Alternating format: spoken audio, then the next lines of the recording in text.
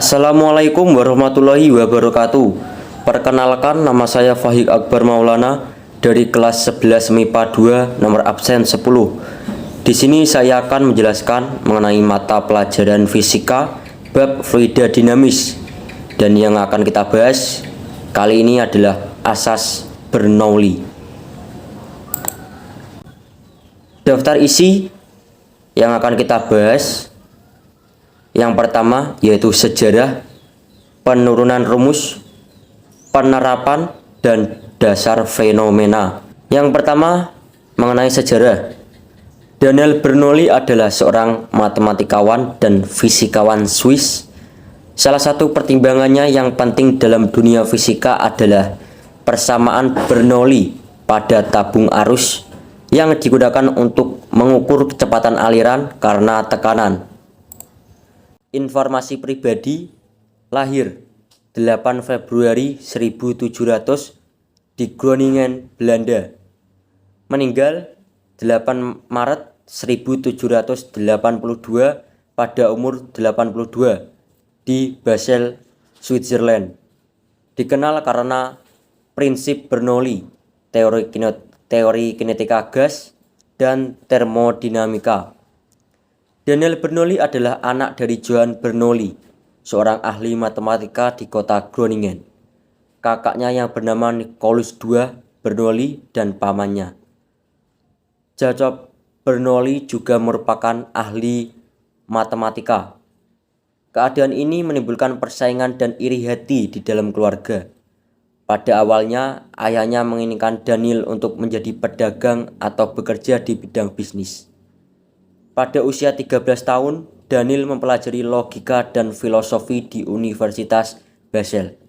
Namun, saat berkuliah, dia tetap mempelajari kalkulus dari ayah dan kakaknya. Daniel juga mempelajari ilmu kedokteran dan meraih gelar doktoral di bidang tersebut atas aplikasi matematika fisik di dalam dunia kedokteran yang ia kemukakan. Dan yang selanjutnya yang akan kita bahas yaitu mengenai penurunan rumus. Di sini disediakan gambar, bisa kita lihat. Untuk persamaannya, P ditambah setengah rho V kuadrat ditambah rho GH sama dengan konstan, atau P1 ditambah setengah rho V1 kuadrat ditambah rho GH1 sama dengan P2 ditambah setengah rho V2 kuadrat ditambah rho GH2. Untuk keterangannya, P sama dengan tekanan, satuannya Newton per meter kuadrat. Rho sama dengan massa jenis fluida. V kecepatan aliran fluida dengan satuan meter per sekon. G percepatan gravitasi dengan satuan meter per sekon kuadrat. Dan H ketinggian pipa dari tanah dengan satuan meter. Dan nanti akan ada penjelasan mengenai penurunan rumusnya. Penurunan rumus hukum Bernoulli. Di sini terdapat, anggap saja, zat cair. Cuplikan massa zat cair yang mengalir dalam suatu pipa. Dia bisa mengalir karena ada suatu gaya yang menekan. A di sini merupakan luas penampang. Anggap saja berbentuk silinder. S di sini panjang beda. Berapa usaha yang dilakukan oleh gaya tersebut dapat dirumuskan dengan W sama dengan F kali S.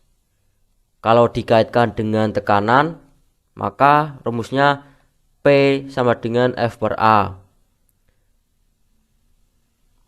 Maka sama saja dengan F-nya ini diganti dengan P kali A kali S. Tapi diketahui di situ luas penampang dikali S sama dengan luas silinder, maka sama saja dengan W sama dengan P dikali V. Oleh sebab itu, usaha untuk mendorong fluida karena pengaruh gaya atau tekanan adalah W sama dengan P dikali V. P di sini tekanan, V sama dengan fluida yang dialirkan atau didorong. Kemudian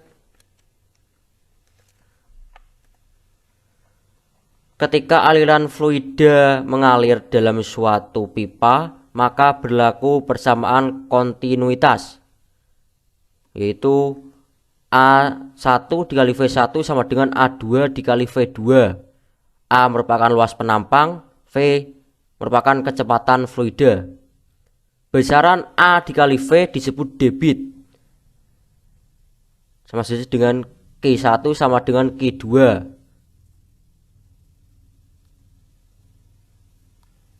Sebenarnya adalah berapa volume yang mengalir tiap satuan waktu. Dapat dibuktikan dengan D V1 per dt sama dengan D V2 per dt. Dicoret-coret, maka menghasilkan V1 sama dengan V2, itu sama dengan V. Usaha tekanan untuk mendorong, itu sama dengan ini tadi yang saya sebutkan.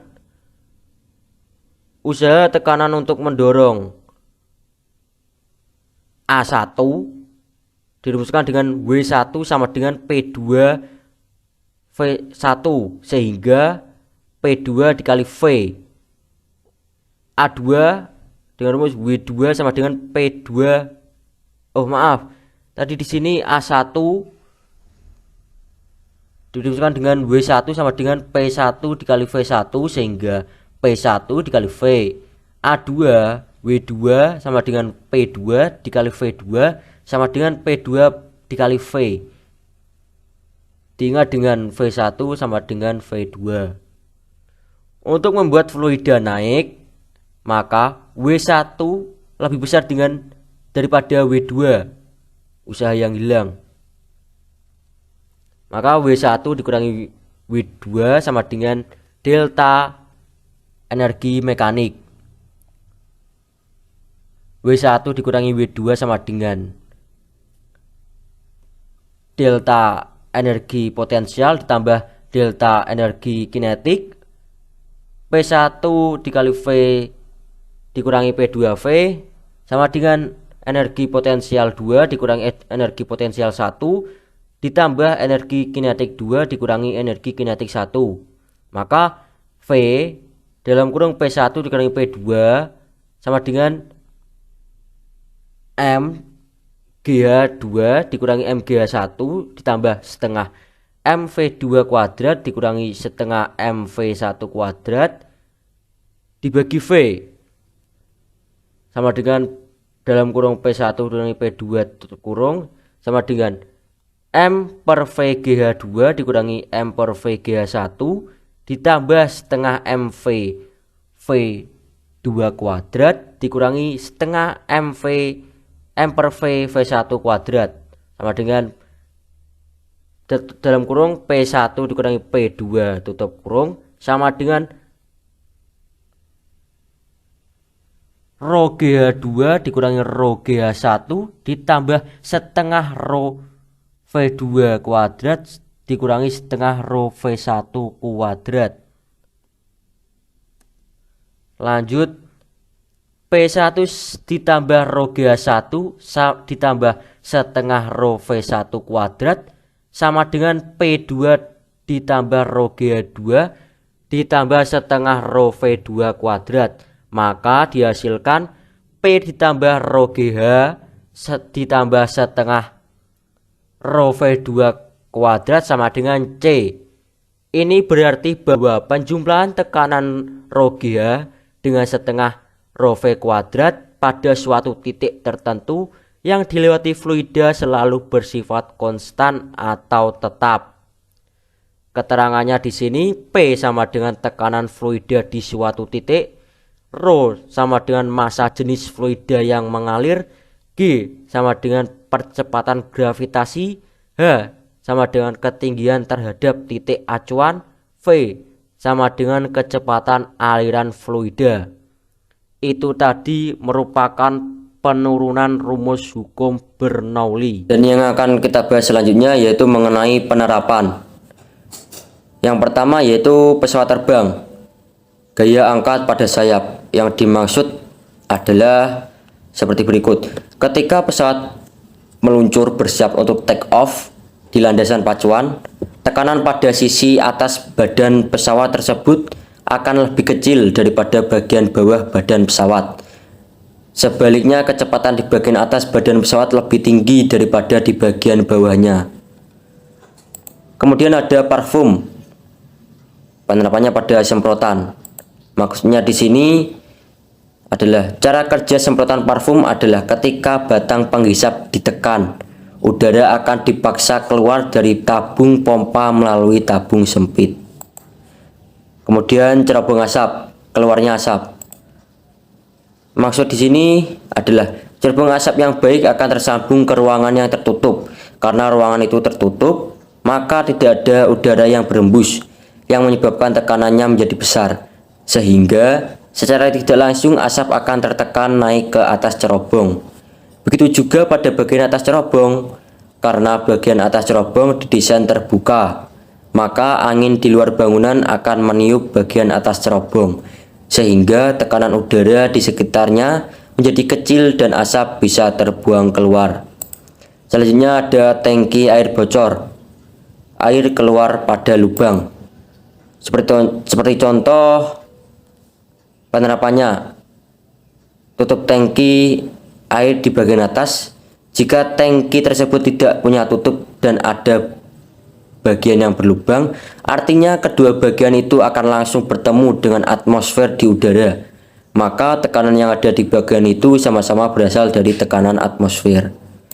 Selanjutnya ada menekan selang air, air keluar lebih cepat.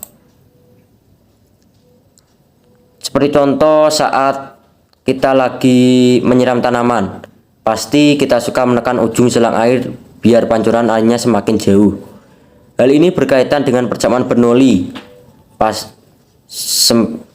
Contohnya, semakin kecil luas permukaan suatu benda, maka akan semakin besar tekanannya. Kemudian ada mengendarai sepeda motor. Contohnya, ketika kita mengendarai sepeda motor dalam keadaan kencang, maka kecepatan udara di bagian depan dan samping sangat besar. Sebaliknya, kecepatan udara di belakang tubuh kamu lebih kecil. Alhasil, tekanan udara di belakang menjadi lebih besar daripada di depan. Perbedaan tekanan udara inilah yang membuat udara mendorong baju ke belakang, sehingga menjadi menggembung. Dan yang akan kita bahas terakhir yaitu mengenai fenomena dan hasil. Singkat cerita, keberhasilan Bernoulli mempublikasikan hasil penelitian terkait fluida mekanis menjadi awal perkembangan ilmu pengetahuan. Bernoulli menjelaskan dasar teori kinetik gas dan hubungannya dengan hukum Boyle. Melakukan penelitiannya itu, Bernoulli menjelaskan mengenai gaya angkat yang muncul pada pesawat hingga bisa membuatnya terbang di udara. Sekian yang dapat saya jelaskan mengenai mata pelajaran fisika bab fluida dinamis. Yang dibahas yaitu asas Bernoulli. Terima kasih. Wassalamualaikum warahmatullahi wabarakatuh.